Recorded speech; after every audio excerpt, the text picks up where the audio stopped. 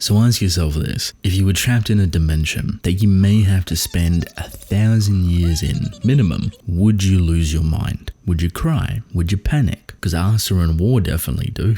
They don't know what's going on. They don't know how to handle this situation. And you know what? Who can blame them? I was very curious on where Fujimoto would want to take this idea, right? This whole timeless dimension, a bunch of trees and people going insane, and Garden of Eden theory was put in there, but it's a little bit different. I'm still curious on where he wants to continue to take it, but now I have a much better idea, and it's something that I previously mentioned. Trees on the Mind. That's a very curious title, if you ask me. And you're like, wait, why? What does that even mean? Well, originally, my whole idea was that perhaps this area had something to do with confronting yourself, pretty much your inner working mentally. And that if you could perhaps figure out where you've gone wrong, deep dive into your own mind and psychology, then maybe you could escape. It's like trying to find the real within yourself. Now, does this chapter do that? Not necessarily, but it starts to at least play into the idea. It starts to show a little bit more of the outlines, and it's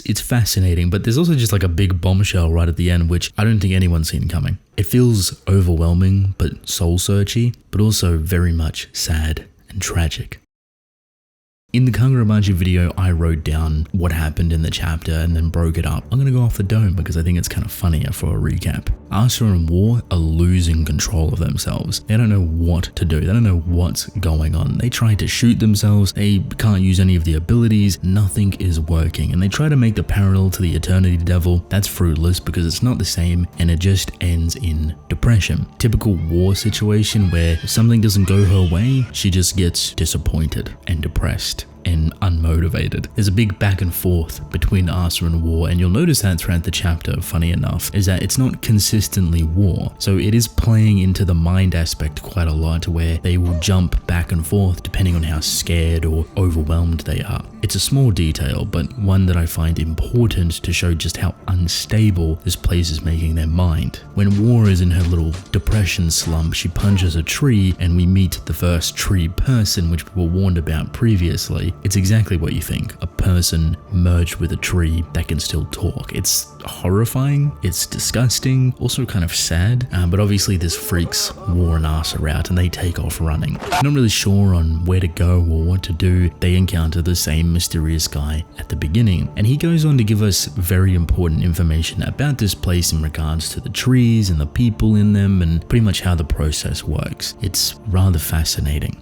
Funny enough, you'll see this flip actually back internally, and War and Denji will go at it just a little bit. Now mind you, Denji is kind of unconscious. He's just laying here, Sleeping Beauty style, and he gets punched awake. War is taking all of her anger and all of her frustration out on Denji just like a child would, and that's a very consistent depiction that we have of her. However, quickly turns to sad and miserable and depressing again. We get this dialogue from Denji that's just heartbreaking, saying that this place is his punishment for being horny and empty-headed and silly, and that he's just gonna stay here and reflect on his mistakes and all of the issues that has happened with him, and that every single person that gets involved with him ends up miserable. He's just pleading and crying and being sorry, and it's heartbreaking. It's so sad to see, because everyone knows this. Us as readers have this understanding for Denji, but every time you see it, it always hurts. You know, he's just a boy at the end of the day that wants the best for people that mean so much to him, and this place is kind of bringing out the worst of it. War has no time for this whatsoever. Denji's trying to hold back his tears. She kisses him, but also Denji's face when he gets kissed is that typical soulless closed lips where he's not reciprocating it, and we've seen this time and time again when something is unwarranted for him. The question is, why? Why do you think War or Yoru would want to do this?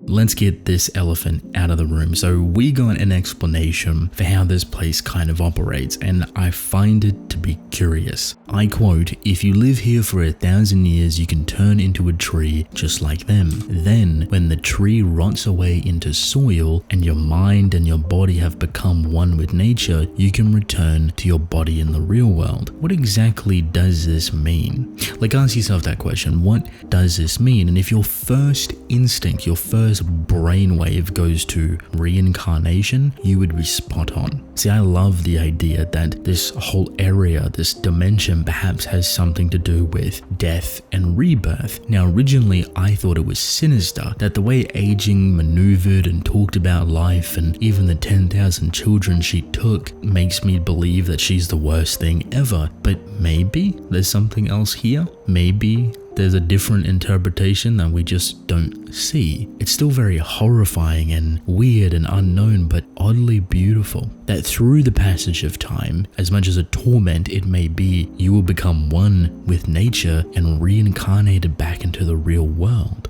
So it makes me ask a question. Do you think time is passing in the real world? Basically, this place kind of operates as a semi-limbo. Instead of going straight to death, you could go here and give an opportunity after a certain period of time to go back into the real world. Now, I'm not sure on the semantics, of course. Do you have to have an alive body in the real world, or would you just be reincarnated as a baby? And I came across a realization. The aging devil looks a lot like these trees. Her whole design looks like she's made up of tree roots, and supposedly she has no attachment to life at all, yet has this whole death and rebirth dimension, has a whole forest of what would be people that get an opportunity to go back into the real world after experiencing a lengthy lot of time. And then it hit me, just randomly, just a silly little idea that poked into the back of my head. Is this aging throwing shots at death? And you're probably like, whoa, what does that even mean? How did you even get to that idea?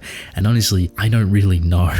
The more that I ran with the idea, the more I thought about it, the more interesting it sounded that this place here kind of negates everything from death. Let's put it like this, right? If we were the death horsemen and we seen a place like this, it would annoy me because people aren't dying. They aren't fearing death. If they knew this place existed, a place of reincarnation where you go when you die and can get born back into the world, you wouldn't even fear death properly. And if that's the case, it's just a spit in the face to the death horseman. And if there was anyone to have an issue with death itself, it would probably be aging. Someone that has quote unquote no attachment to life whatsoever. But I don't truly believe that. Not to the extent that she made it out to be.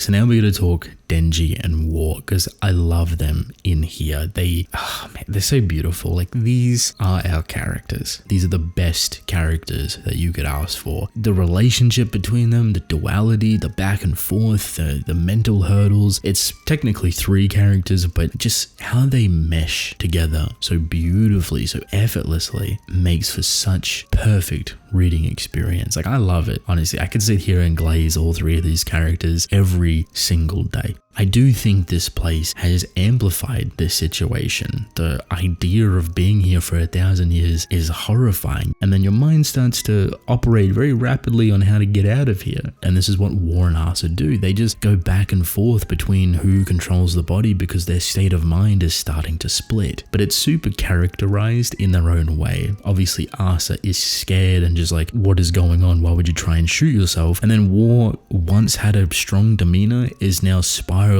rapidly into, I don't know what to do. I'm scared. I'm worried. I'm freaking out. And that's exactly how she always handles things. Something gets a little bit too tough and she just kicks off. Denji's the real sadness in here though. Seeing him reflect, even if it's just a little bit, on his life, the people around him, the hardships that he thinks he puts people through, how miserable he can make people, and even recognizing his own faults, being, horny and simple-minded, etc. It's heartbreaking to witness. I do wish there was one point where he could recognize the good that he has done, how much he has improved, how much he has changed, how much further away he is in growth and development from where he was at the beginning of Chainsaw Man, what he come from as a child, what he's been through. And that's kind of the ongoing issue, right? The ongoing trauma is that his childhood has created this very difficult path mentally, emotionally, and physically possibility for his future that he can't step away from. Even if he does a little bit, there's always one foot on that track. And because he has no one to talk to, no one to acknowledge it, no one to accept it or help him or heal him or aid him, it just gets worse. It bodies up. And then you get a moment like this where he just breaks down. This place has given him an opportunity to reflect forcefully, even though he's seeing it as a burden that he's not going anywhere so he can repent for his sins kind of thing. He's releasing it all. It's like a bottle being opened for the first time with so much pressure being released. Him and War kissing is becoming a common thing. It makes me think that the way War thinks, the only way she can calm Denji down is by giving him something that he kind of desires. But she would be incredibly wrong. Of course, Denji would love to make out with someone consensually, normally, but in a situation like this where he's letting all of his emotions out, I view it as being toxic. So while it could have a calming effect and take his mind away from it, it's not really getting to the root of the issue. If anything, it may cause another issue. And the proof of this that kind of seals it is that he doesn't engage in it. He's kind of blank-faced. So he's putting himself and his emotions first. Very sad because it doesn't allow him to feel things properly. If something is normal and natural and consensual, would he be able to understand it? Would he be able to recognize it? So you get all of this chopped up in here, and it is a beautiful, beautiful experience, and it makes me incredibly excited to see where Fujimoto goes, what he wants to do, and how he plans to bring all three of these characters home.